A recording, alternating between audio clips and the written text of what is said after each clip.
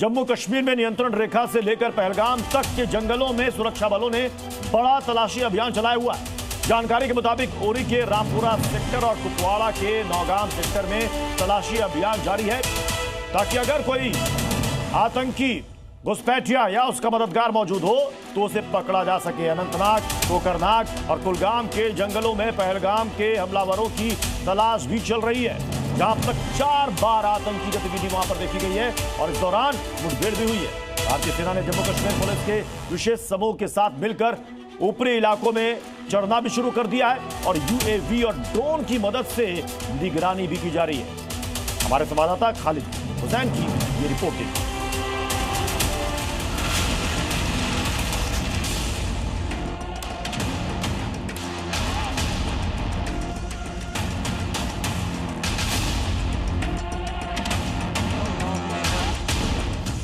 पहलगाम में हुए आतंकी हमले के बाद हिंद की सेना ने ठान लिया है कि इसके एक एक गुनहगारों को चुन चुनकर सजा दी जाएगी।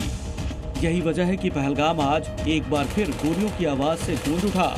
सुरक्षा बलों को जैसे ही हरकत की खबर मिली, वो एक्शन में आए और दोनों तरफ से गोलीबारी शुरू हो गई। इससे पहले भी बीती रात जम्मू कश्मीर में नियंत्रण रेखा पर लगातार 5वीं रात गोलीबारी हुई। नापाक उकसावे का भारतीय सेना ने मुंहतोड़ जवाब दिया। एक एरिया में संदिग्ध मूवमेंट देखने के बाद उस एरिया को तीनों तरफ से घेर लिया गया है और सेना और अन्य सुरक्षा बल उस पूरे इलाके को घेरे में रखे हुए हैं और उन्हें पूरा यकीन है कि वहां पर मूवमेंट है और हो सकता है कि ये वही टेररिस्ट हैं जिन्होंने पहलगाम कांड को अंजाम दिया, क्योंकि हमला जब हुआ तो उसके बाद ही तुरंत इस पूरी पैराफेरी को, जो पहलगाम बाईसरन की पैराफेरी है, उसे घेर लिया गया। चाहे हम बाबा अमरनाथ की गुफा की तरफ से बात करें तो वहाँ से भी घेर लिया गया, दाचीगाम से भी घेर लिया गया, साथ ही साथ कोकरनाग, हापतनार और अनंतनाग, इन जगहों से भी इसको घेरे में ले लिया।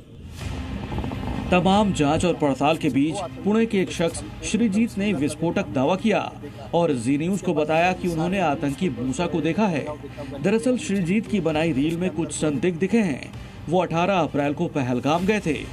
श्रीजीत ने जी न्यूज से बातचीत की और बताया कि एनआईए ने उनसे 5 से 6 घंटे पूछताछ की। घर आने के बाद जो है, जब सिक्योरिटी फोर्सेस ने जो 4 आतंकवादी लोगों का फोटो जो पब्लिश किया, उसमें से 2 आतंकवादी के फेसेस हमको एकदम सिमिलर लगे कि हमने कहीं तो इनको देखा है।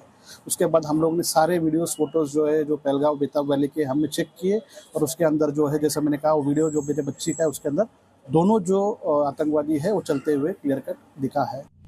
इन सब के बीच प्रधानमंत्री मोदी ने देश को संदेश दिया कि समय सीमित है लेकिन लक्ष्य बड़े हैं। हालांकि पीएम मोदी ने ये भी कहा कि वो मौजूदा स्थिति के लिए नहीं कह रहे।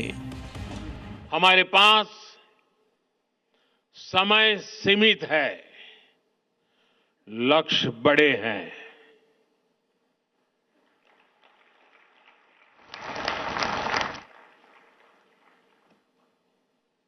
ये मैं वर्तमान स्थिति के लिए नहीं कह रहा हूं।